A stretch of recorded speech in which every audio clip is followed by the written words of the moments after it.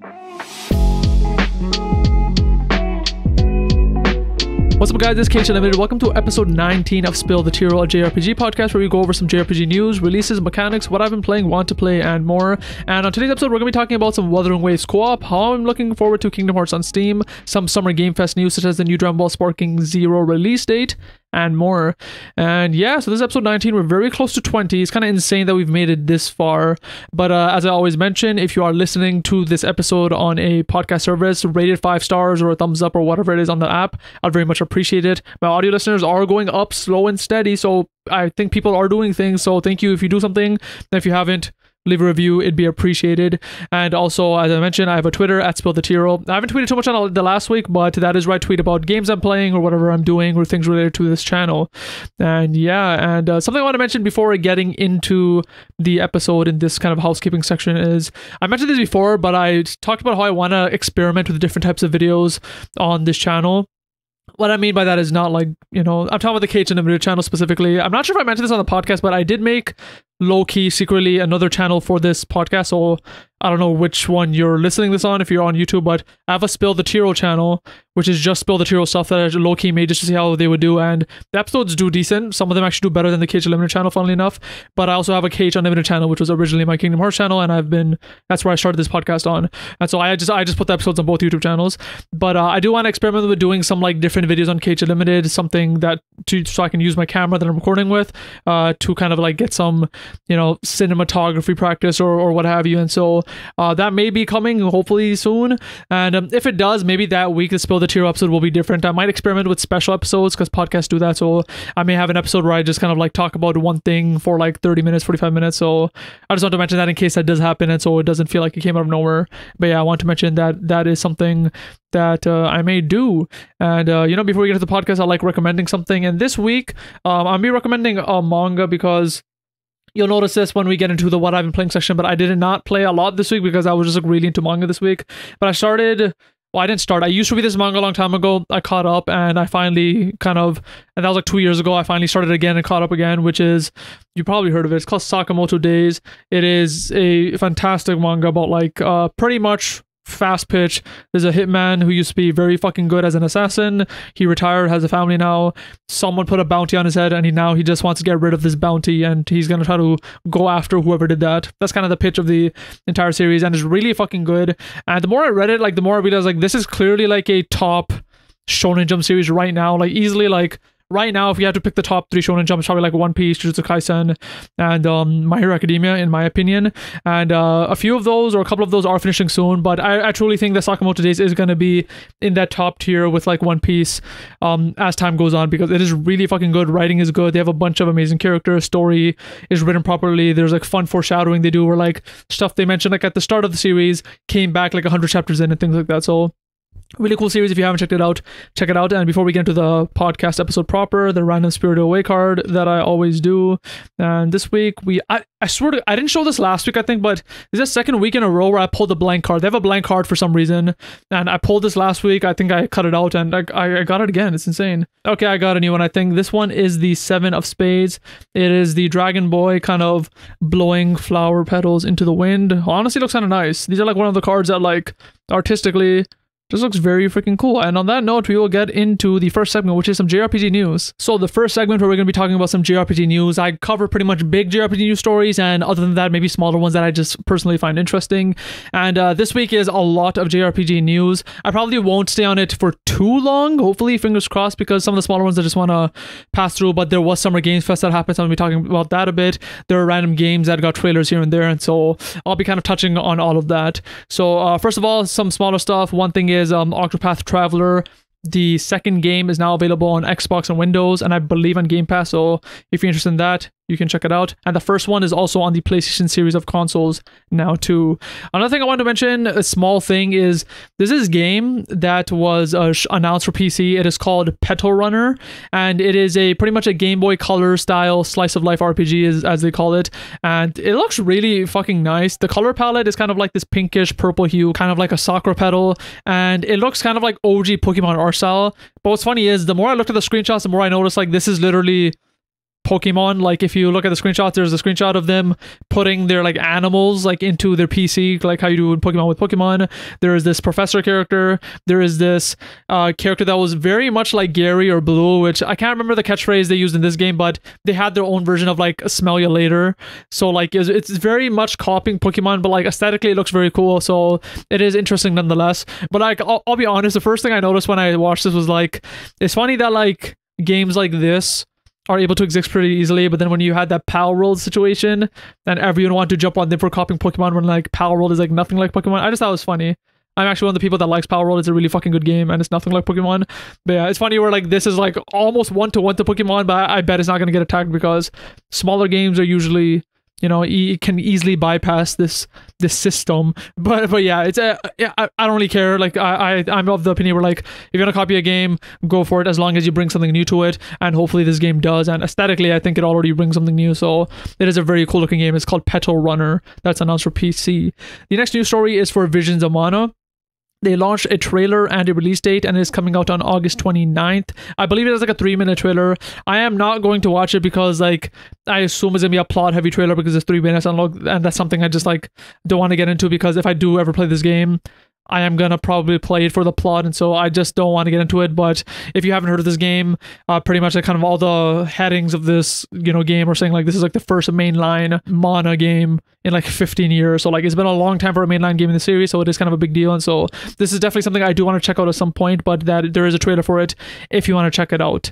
But the next news story is there is a Persona 3 Reload expansion pass Wave 3. I believe it was last week we talked about Wave 2, and I talked about the Wave 2 expansion kind of seemed like shit. I didn't play the game, but it seemed like it was just like music and I think like outfits.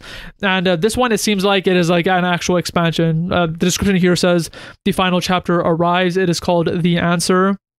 And I'll read this description real quick, which says, after unraveling the mysteries of the Dark Hour, fighting epic battles through Tartarus, and all the unforgettable events of Persona 3 Reload, the SEES members find themselves trapped in a never-ending March 31st journey through the abyss of time as Aegis undertake new challenges and uncover the cause of the strange fate and the truth of what happened on that day.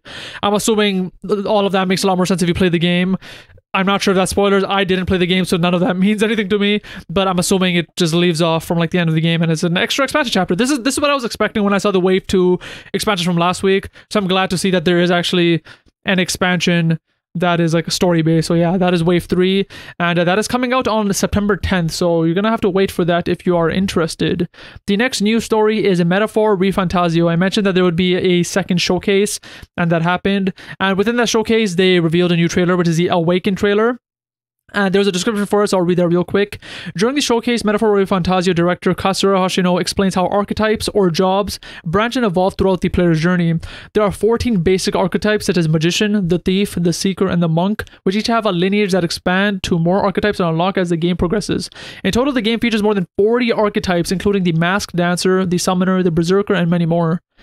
That's fucking insane. So like honestly, I didn't know that this game would have like a class-based system. I'm not sure if they mentioned that before, but like I didn't notice that from the gameplay. So when they mentioned there was, I believe, 14 like base archetypes, I'm like, yo, that's a lot. So like Magician, Thief, Seeker they mentioned, but the fact that they branch out to 40 archetypes in general is like really fucking cool. Like that's a lot. Like I usually imagine like 5 classes in a game, maybe 10, and that's kind of pushing it. The fact that there's 40, like I'm very curious to see like how they kind of differentiate from each other and like how different can they be, because here they give some examples of the Masked Dancer, the Summoner, the Berserker, etc.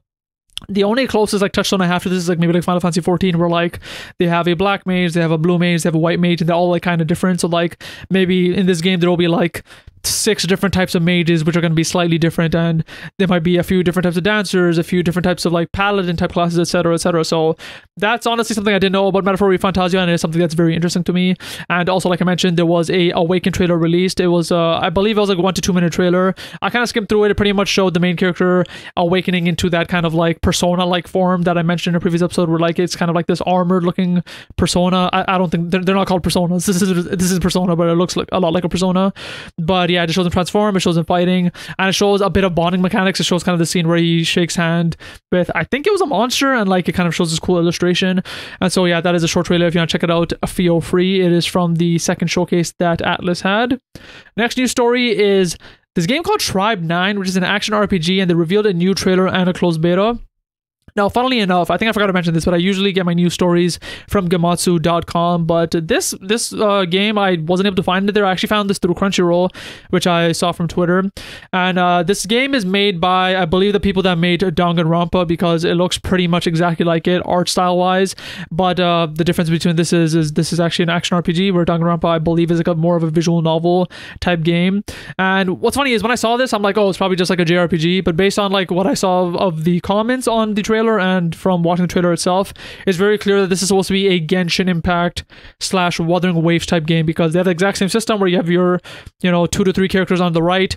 You can press them to switch them. The combat looks very similar to kind of Genshin Impact, but at the same time, it doesn't look a lot like Genshin Impact. I don't know how to describe it, but it feels more like westerny, like the combat. Like, it feels more slow paced and not as kind of flashy and quick paced as something like Wuthering Waves.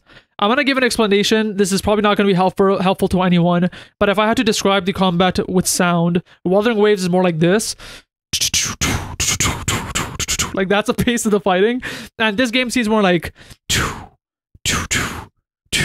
the pace that might have not helped anyone, but the pacing feels like that in terms of like the animations feel a lot more drawn out in this Tribe 9 game, and the fighting speed because of that feels like it's slower. I'm not saying necessarily it's a bad thing. Personally, I like that less, but that is something I noticed as I was watching it.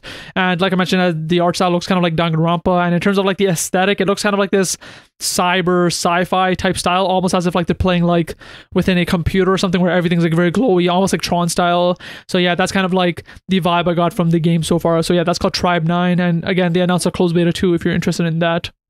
And we will be ending out the news section talking about Summer Games Fest. Now, Summer Games Fest, they had a bunch of trailers. I'm going to be talking about 3, which I personally was kind of interested in. Number 1 I was very interested in was Dragon Ball Sparking Zero. So they finally announced a release date, and it's actually a lot earlier than I thought. It is October 11th this year. So really fucking soon, kind of like a few months away. And what I thought would be fun for the Summer Game Fest section is I'm going to be watching every trailer live.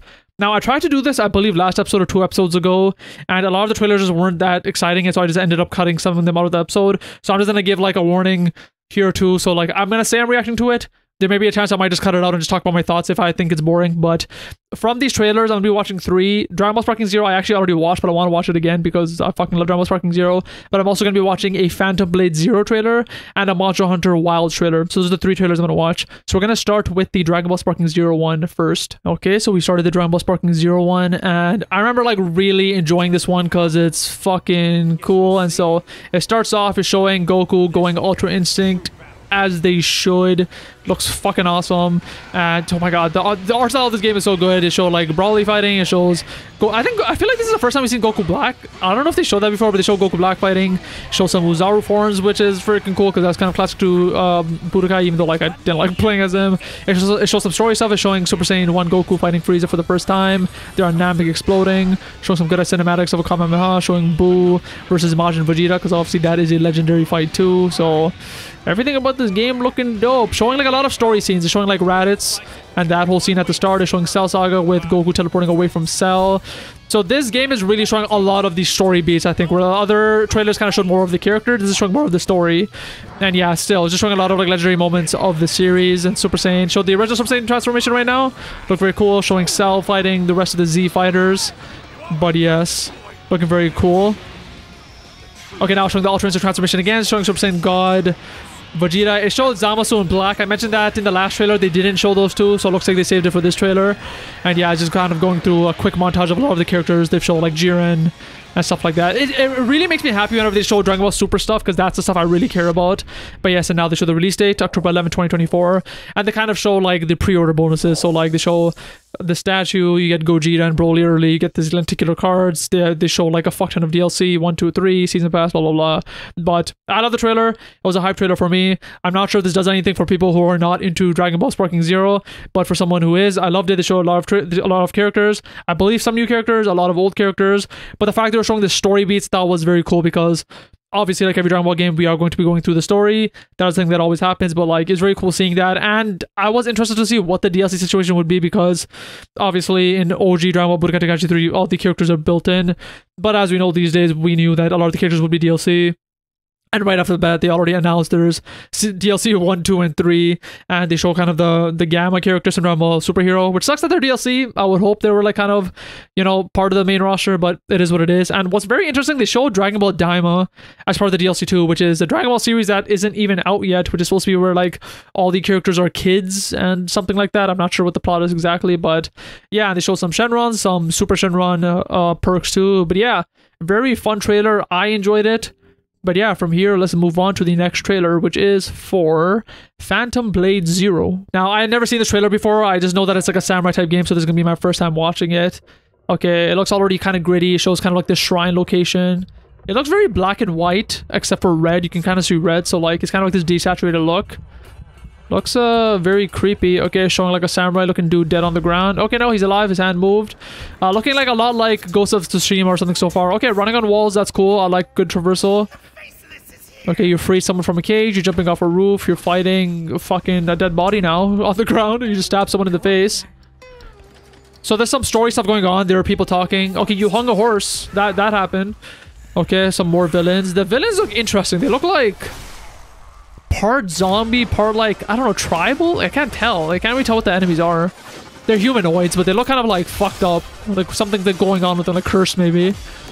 It looks very like Dark Souls-y with like the health bar at the top. Like just the way the UI looks. It looks kind of Souls-like. But yeah, it looks super cool. Okay, now you're fighting like a big like Souls-like boss. Yeah, this boss looks straight up like from Souls game. So this is more of a Souls game. I never expected that. I thought it was gonna be more like not like a Souls game, I guess. But yeah, it shows a lot of this gameplay is really fucking cool. You're fighting a boss. You're like countering, doing these fast combos. This is really cool. Whenever there's fast-paced combat in a game, I really like that, which I usually don't see from the Souls games, in my opinion. Oh shit, okay. There's like this enemy with a bomb to try to blow you up. You're fighting this woman with metal legs. Oh shit. There's a quick time event. That's interesting. I don't think I've seen that usually in a Souls game. Yeah, you're fighting a character called Jade Dancer. You have a bow and arrow. You have like these explosive catapult. Ooh, you have this kind of like lion mask that kind of blows fire. I've seen that in Wuthering Waves. One character uses that too. Pretty fucking cool. Nice. And at the end, they just show like where you can play it in real life at certain events like Summer Game Fest. Honestly, very cool trailer. It's pretty cool. I didn't expect it to be like a Souls-like game, which is dope. I think I mentioned this, and yeah, I have a Lords of the Fallen video, but I mentioned in that where like I don't like Souls games when they're solo. I like them when they're co-op because I just think it's more fun like that. So I almost 100% assuredly will not be playing this game because I don't think it has co-op. But yeah, super cool trailer, honestly. It seemed pretty interesting. And from here, we will move on to the final trailer, which is for Monster Hunter Wilds, which is a new mainline Monster Hunter game. So this is a 2-minute trailer. This is, I believe, the second trailer. They had one trailer like a week ago, and this is now the one that they showed in Summer Game Fest. The first trailer was good. I thought it was too much like, not CG, but there wasn't enough like actual like gameplay. So let's see how this is. I've never seen this. This looks very Dune-esque right now. You're in a desert. These worm things are just going everywhere. I haven't watched Dune 2, so like I don't know if it has anything to do with that. Okay, it shows you running on your like beast. I still am not sure what you run on. It's like these bird things. Chocobo looking shits. Okay, they're being chased by these sandworms. You run in this desert environment. Looks pretty cool. Like I don't think I played a bit of Monster Hunter World and Rise. I don't remember an environment that looks like this. Okay, so this is gameplay. It's a whole sequence where you're running away from monsters, which is cool. I'm hoping to show some battles. In the last one, there wasn't like that much like actual in-game battling. Like I want to see how it actually looks like to fight a battle against a monster for a prolonged amount of time and see the UI and stuff. Okay, so they're shooting arrows at the bad guys, which is cool. Well, this is all dope and new. This doesn't feel that Monster Hunter to me, so I really want to see the normal combat. Okay, you got kind of buried in the sand. Okay, there's a cutscene. You're getting out of the sand. Okay. Okay, it looks like he's gonna go to a battle now. Monster just fell from the sky. Everyone's standing, kind of getting ready. Alright, we're about to be attacked. Hopefully the trailer doesn't stop. Show me some combat. Oh, okay, we're seeing some combat. There's no UI, but we are seeing kind of cut up combat. They're using like this gun blade weapon. You're running away from them from this kind of... The environment is cool. They're running away from the bad guy, but you're in this kind of like sand crater. So you're trying to like run out while it was kind of like sinking in. That was pretty cool. They showed a monster being attacked by different monsters. That was really fucking cool. That's something we've seen in the past games. Showing another like pterodactyl thunder monster. This is dope. This is again more like cinematic than I want in a trailer right now. I really want to see like pure gameplay of this game. But still pretty cool. You're seeing a lot of story moments. You're seeing characters. That was a dope ass weapon shot. Ooh, that's a cool ass slow-mo shot of killing the worm. Nice. Monster Hunter Wilds. I do want to say visually is looking very good. I like how it looks. I just want to see more gameplay of it. So 2025 is all we know about the release. But yeah, that's a Monster Hunter Wilds trailer. Pretty fun looking. Again, like nothing bad about the game itself. But yeah, I am looking forward to this. I do want to try it, see how it is multiplayer, because whenever I do play Monster Hunter, it is with my brother. But yeah, that was the Monster Hunter Wilds trailer. And those are the three trailers that I want to talk about for Summer Game Fest. I think there were a few other games that I thought were interesting, but I don't want this JRPG news section to be too bloated, but that's all I want to talk about today. If there's anything more interesting, maybe I'll talk about it next week. But yeah, that's all I had for JRPG news. From here, we will move on to our next segment, which is JRPGs that are releasing this week. So for the JRPGs that are releasing this week, we are going to be talking about JRPGs that are releasing between June 9th and June 15th. And so we have a few here. First one, a big one for a lot of people. The Kingdom Hearts series is finally coming to Steam on June 13th, which is tomorrow from when I'm recording this. And this is like every Kingdom Hearts thing. So 1.5 plus 2.5 plus 2.8 plus 3 plus the Remind DLC and all that shit. So you can experience the entire Kingdom Hearts series now. Emphasis on experience, because some games aren't playable, like the ones that were like on the DS and stuff. They're just like movies in this. But again, like, it's accessible now. It's really fucking cool. But yeah, that's coming out on June 13th. Another release is Monster Hunter Stories Remasters, coming out on PS4, Switch, and PC on the 14th of June. And we also have Monster Hunter Stories 2, Wings of Ruin, coming out on the PlayStation 4 on June 14th also. And I thought I would just give a quick logline for Monster Hunter Stories if you're not familiar. But it is Monster Hunter Stories is an RPG that takes the world of Monster Hunter and expands upon it in new and exciting ways. No longer are you hunting monsters, but raising them. In this deep story featuring heroes known as Monster Riders, you will live alongside monsters and form lifelong bonds with them. This is really fucking cool, because I had no idea that was the plot. I heard of this game, I've seen it, like you riding kind of like a mini dragon and shit like that. But I didn't know that it was an entirely new concept of you working with the monsters, and you're not monster hunters, you're monster riders. That's actually really fucking cool. This is honestly a game that I want to try. I like the visual style and I like the vibe of it, but I just never got to it. And I'm very curious to see whether it actually has like a legitimately good story, or is it one of those games where like people just play for the gameplay. And so yeah, I want to look into it. It is something that's interesting to me. But yeah, Monster Hunter Stories 1 and 2 coming out on PS4, Switch, and PC. 2 only on PS4, because I think that's already out on other systems. And the last release date is Shin Megami Tensei 5 Vengeance. Is coming out on PS5, PS4, Xbox Series consoles, and PC on the 14th of June. And I also have a logline here. Become a mighty demigod and battle through a decimated Tokyo in a war between angels and demons. Make new allies along your journey. Engage in intense turn-based combat. Recruit hundreds of demons and forge your own path to dictate the fate of all existence. And I've talked about this game plenty of times on this podcast. I always thought it looked kind of interesting, but now that I've played Persona 4 Golden, I'm actually more interested in this now, because like I love Persona 4 Golden, but like I kind of, for some reason after I played that, I'm like, yo, Shin Megami Tensei look kind of interesting, like, because it's like pretty different from Persona and it's kind of darker, grittier, even though I don't like darker, grittier games, but like something about it being like different enough from Persona is enticing me. I will not play this on launch probably, but like it is like a game where like if it's ever on sale and like I'm like bored, I probably would pick it up and try playing it like at some point in the future. So yeah, that's also something that's releasing on the 14th of June, which is in 2 days. And yeah, those are all the releases that are happening this week. And from here, we'll move on to the next segment, which is a JRPG mechanic that I think is dope. So the JRPG mechanic that I want to talk about today, and this is probably going to be a quick one, but this is something that I started noticing more when I was playing Wuthering Waves, and I want to talk about hidden side quests. Now, this mechanic specifically is something that I like or sometimes dislike, depending on the game. Now, with Wuthering Waves, it is a kind of specific situation where like I'm in this world, I'm enjoying the story, I love it, I'm doing the exploration quests, the story quests, the side quests, character quests, what have you, and like the more I learn about the world, the more interesting it is.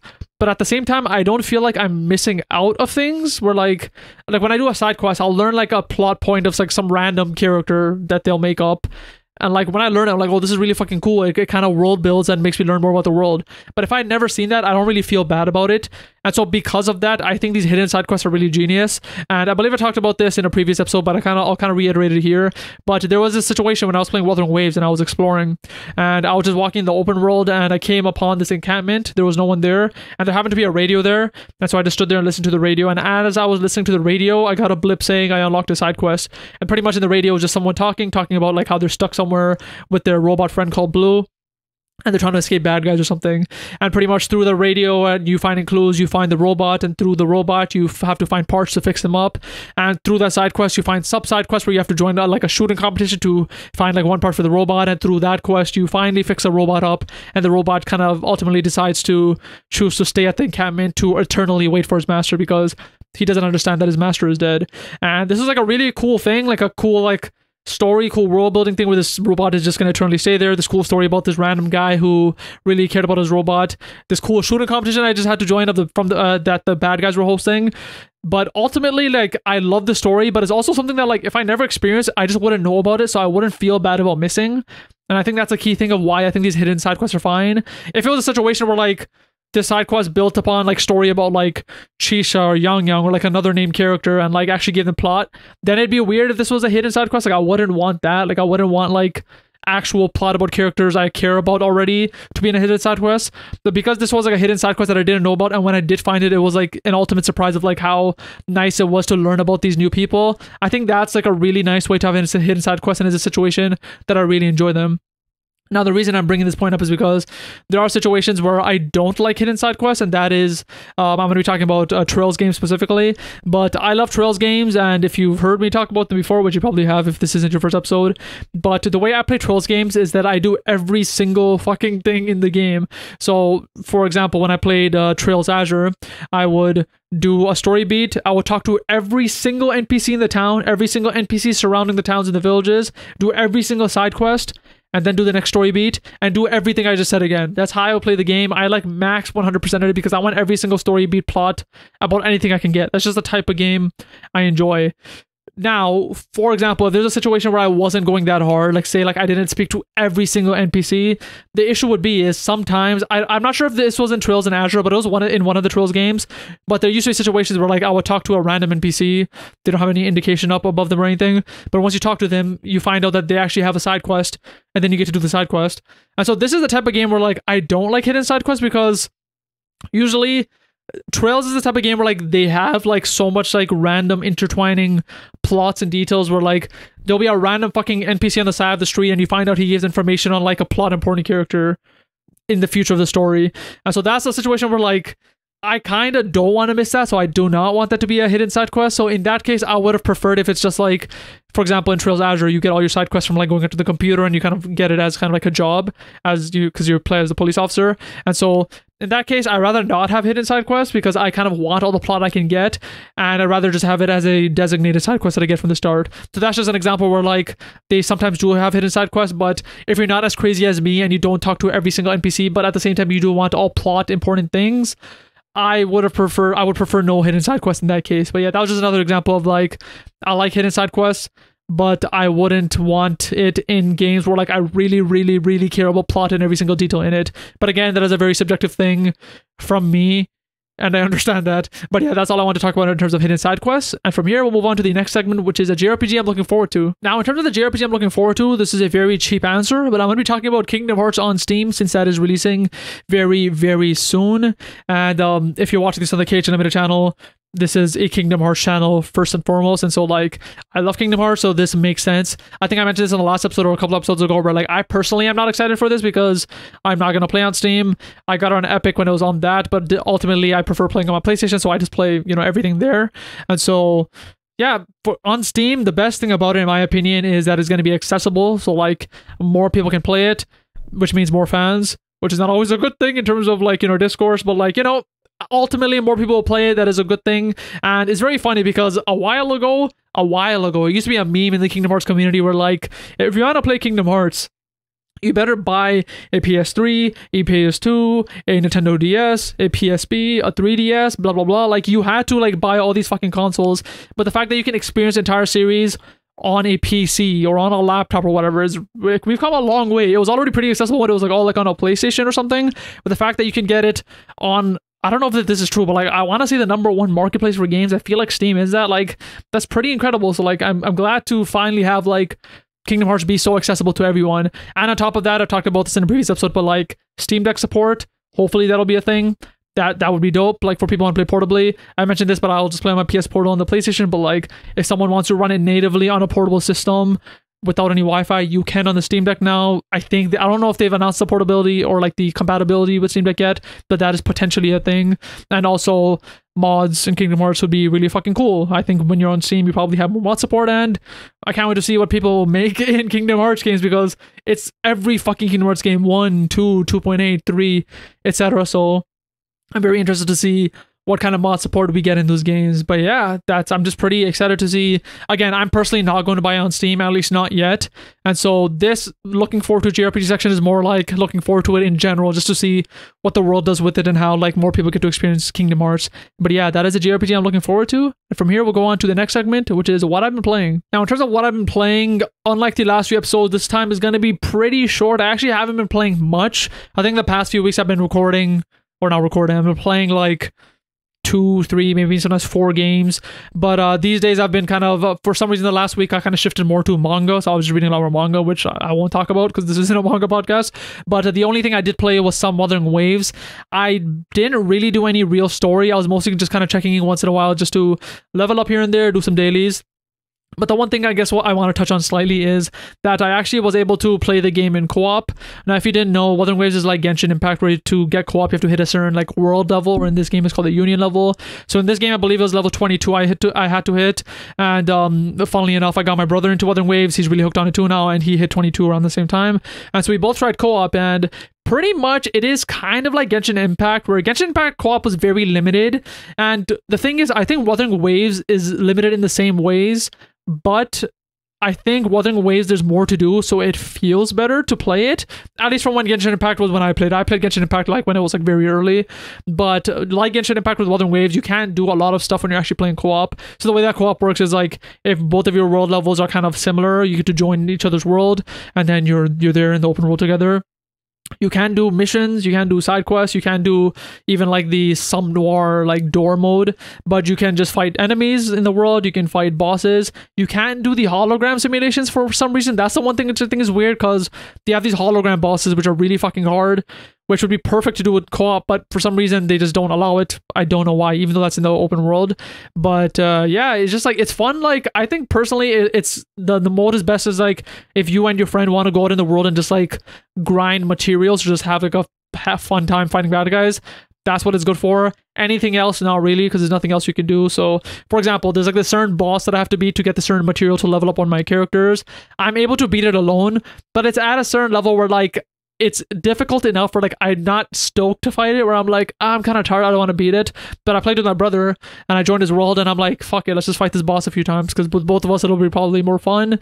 And it's also the thing where like if one of us dies, the one who's dead can just revive and come back, and the boss won't reset health or anything as long as one person is still there. So it's kind of fun in that way. But the big limiting thing, I don't know if this is even a limiting thing, it's just like how the game works, but usually in Wuthering Waves, you're using a character, you have 2 side characters, and you can switch to those characters whenever you want to kind of use their moves. When you're playing as co-op, if you're the person that's going to another person's world, you can only use the one character you come as.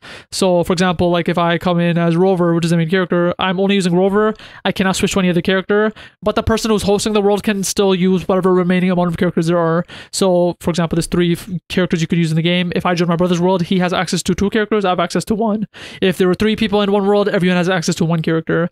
But the one thing that is different is, while I can't use 3 characters, once in a while I can tap the other player's characters on the right and use their ultimate. So that is a thing that you can do. But yeah, that's pretty much what co-op is. It does feel a lot harder because usually like in the flow of the game, you're very used to like switching characters on the fly, kind of using that as a dodge, using their intro-outro skills to pull off damage or buffs or what have you. But when you can't switch characters, you're very much just like, okay, I only have me. I gotta be focusing on dodging, using my moves. Everything feels a lot slower because you're just waiting for your ultimates and your resonance abilities to come back from the cooldown, whereas before it was coming back 3 times as fast, quite literally, because you're able to just switch into another character and use their move. So it does feel slow in that sense.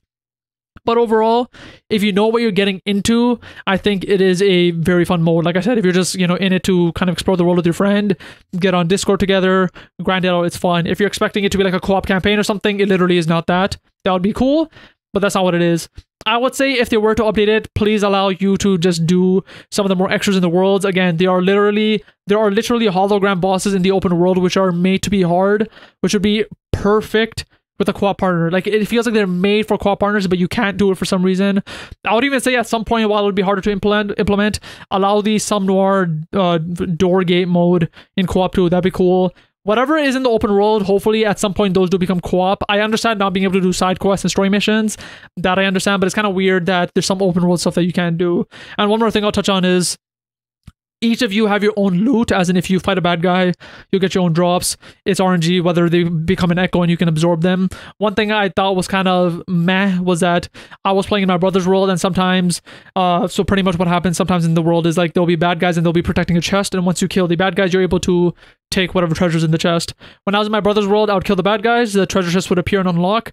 I wouldn't be able to take the chest. It's only for him. So whoever owns the world, only they're able to take the chest.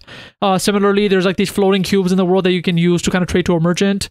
I was not able to claim those two, which is very weird because I found out when I was playing with my brother that the cubes that I was seeing were my cubes, like the instances of where they were in the world, they were different from what he was seeing. So I was seeing my world's cubes, but for some reason I was not able to claim them because they said I was in co-op, which is very weird. So very small weird things. I'm not sure if they'll ever change it because I'm not sure if Genshin Impact ever got better because I think it's still known to be kind of shitty in terms of co-op. But yeah, I still think it's a really fun mode. I'd rather have the mode than not. I do want to play co-op with my brother at some point again and just grind shit out. But just come into it with the correct expectation that it's not like this full-blown co-op where you get to play the game together. It's just straight up that you come into your friend's world to play some open world stuff and fight enemies. And that's pretty much it. But yeah, that was my experience with playing Wuthering Waves this last week, especially co-op. From here, we'll move on to the last segment, which is the JRPG Top Casual List. Now, for the top JRPG Casual List, this segment is where I go through a top list very casually. The choices are from the top of my head. I didn't think too much about it. This week, I'm going to be talking about my top Kingdom Hearts games, because we talked about Kingdom Hearts on Steam in this episode of Spill the Tearal. Now, what's funny is I've 100% done this list like fucking 80 times, probably in different videos throughout my channel, and so like, but the thing is, I'm pretty sure this list probably shifts every time, so I thought it'd be interesting to do it quickly. I'm just gonna be doing my top 3. I'm not gonna be doing like all the games, so I'm gonna give you my choices straight out. Number 3, Kingdom Hearts Rechain of Memories. Number 2 is a tie between Kingdom Hearts 3 and Kingdom Hearts 358 over 2 days, and number 1 is Kingdom Hearts 2. Now, the way I kind of made this list, my criteria in my mind is like, which games would I most want to replay / which games do I have like a good memory of playing. And so like, there's a lot of games that some people may be surprised that's not here, like Kingdom Hearts Birth by Sleep, Kingdom Hearts 1, etc. Birth by Sleep, like, I thought it was like a fine game. I didn't think it was like amazing, and it's like the type of game where like when I finish, I'm like, I don't really want to play this anymore because you kind of had to play it 3 times already. Kingdom Hearts 1, I've always had this, but I don't like the game. I actually think the game's not that good, and so like that's like probably last on my list, honestly. But yeah, let's start with number 3, Kingdom Hearts Rechain of Memories. I had a fun time playing it. I don't know what the public opinion of the game is now. I remember at the time in the past, people hated it because of the card-based system.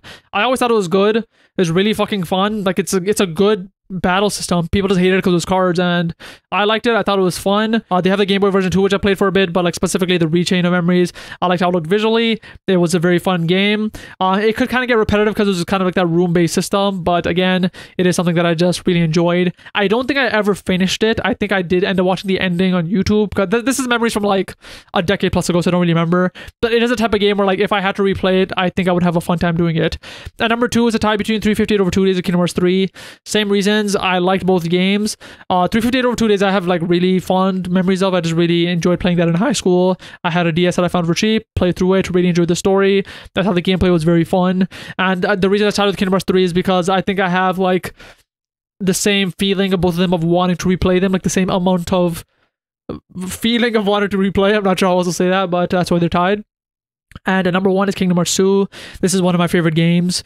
For the longest time, it was like Kingdom Hearts was my favorite game series. Kingdom Hearts 2 was at number 1. I think Trails I like more now these days, but Kingdom Hearts 2 I think is a fantastic game. It's like a perfect game for me in terms of kind of what I like in the game, the combat style, etc. And that is a game where like as a kid, I replayed this game fucking I don't know how many times. I haven't replayed it in a long time, but it is a game where like if I needed to, I can easily probably replay it again. And while I probably honestly have not played it in like a decade or maybe near that, I probably can go into the game and just kind of remember everything about it, which is a really nice feeling to have. But yeah, number 3, Rechain of Memories. Number 2 is 358 over 2 days / KH3.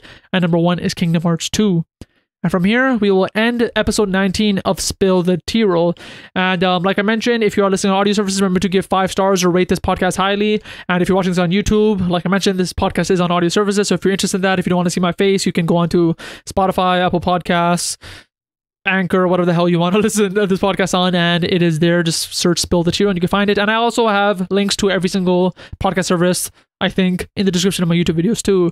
And yeah, again, I have a Twitter too /X called Spill the Tearal if you want to check out me tweeting about random stuff. Like the episode if you liked it. If you're new, remember to subscribe, and I will see you guys next time. Peace.